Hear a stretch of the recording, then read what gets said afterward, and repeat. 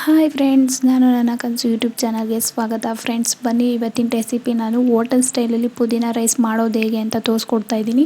ಹೇಗೆ ಮಾಡೋದು, ಅದಕ್ಕೆ ಬೇಕಾಗಿರುವ ಇಂಗ್ರೀಡಿಯೆಂಟ್ಸ್ ಏನೇನು ಅಂತ ನೋಡ್ಕೊಂಬರೋಣ ಬನ್ನಿ. ನಾನು ಒಂದು ಮಿಕ್ಸಿ ಜಾರಿಗೆ ಅರ್ಧ ಕಪ್ಪಷ್ಟು ಪುದೀನನ ತೊಳೆದು ಹಾಕೋತಾ ಇದ್ದೀನಿ ರುಬ್ಬೋದಕ್ಕೆ. ನಂತರ 3 ಹಸಿಮೆಣಸಿನ್ಕಾಯಿನ ತೊಳೆದು ಹಾಕೋತಾ ಇದ್ದೀನಿ.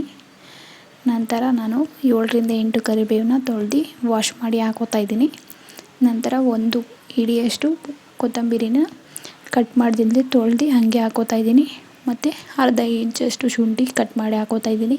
1 ಗೆಡ್ಡೆ ಬೆಳ್ಳುಳ್ಳಿನ ಸಿಪ್ಪೆ ತೆಗೆದು ಹಾಕ್ಕೊಂಡು ರುಬ್ಕೊಂಬರೋಣ. ಈಗ ಒಂದು ಕುಕ್ಕರ್ಗೆ ನಾನು 2.5 ಸ್ಪೂನಷ್ಟು ಎಣ್ಣೆ ಹಾಕ್ಕೊಂಡಿದ್ದೀನಿ.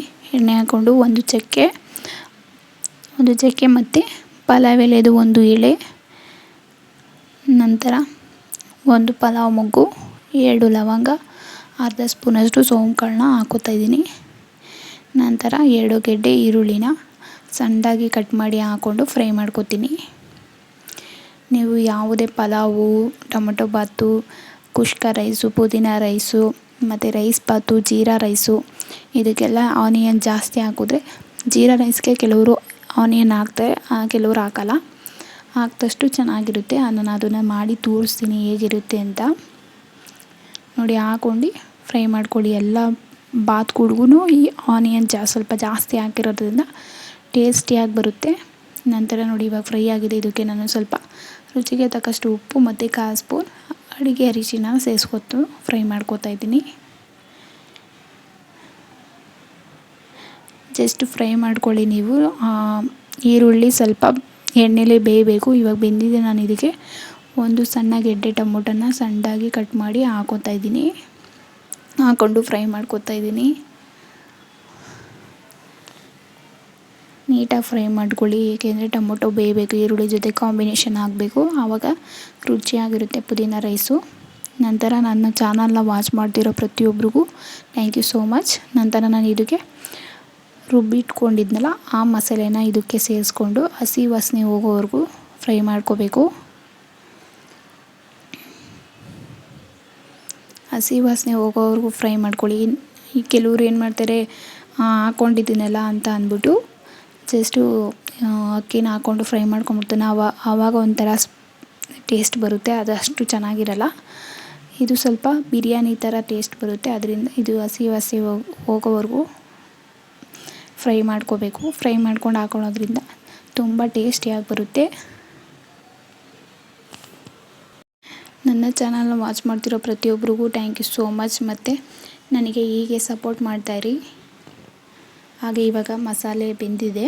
ಮಸಾಲೆ ಬೆಂದಿರೋಕ್ಕೆ ನಾನು ಒಂದು ಅರ್ಧ ಸ್ಪೂನಷ್ಟು ಚಿಕನ್ ಪೌಡ್ರು, 1/4 ಸ್ಪೂನಷ್ಟು ಸಾಂಬಾರು ಪೌಡರು, ಇನ್ನು ಅರ್ಧ ಸ್ಪೂನಷ್ಟು ಧನಿಯಾ ಪೌಡರನ್ನ ಹಾಕೊಂಡು ಫ್ರೈ ಮಾಡ್ಕೊತಾ ಇದ್ದೀನಿ.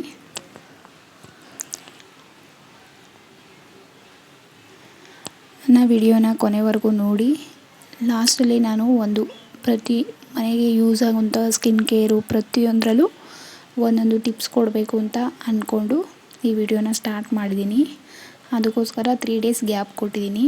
ಏನು ಮಾಡಬೇಕು ಪ್ರತಿಯೊಂದು ತಿಳ್ಕೊಂಡು ನಾನು ಮಾಡಿರೋಂಥ ಟಿಪ್ಸ್ನ ಯೂಸ್ ಮಾಡಬೇಕು ಅಂತ ಅಂದ್ಕೊಂಡಿದ್ದೀನಿ. ಇಷ್ಟ ಆದರೆ ಲೈಕ್ ಮಾಡಿ, ಶೇರ್ ಮಾಡಿ, ಸಬ್ಸ್ಕ್ರೈಬ್ ಮಾಡ್ಕೊಳ್ಳಿ.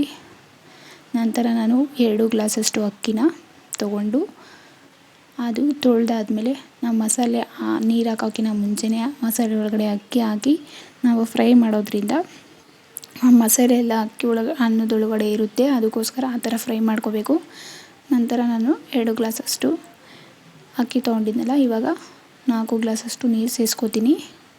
ಇವಾಗ ನೀರು ಸೇರಿಸ್ಕೊಂಡಾಗಿದೆ. ಇವಾಗ ಫ್ರೈ ಮಾಡ್ಕೋಬೇಕು.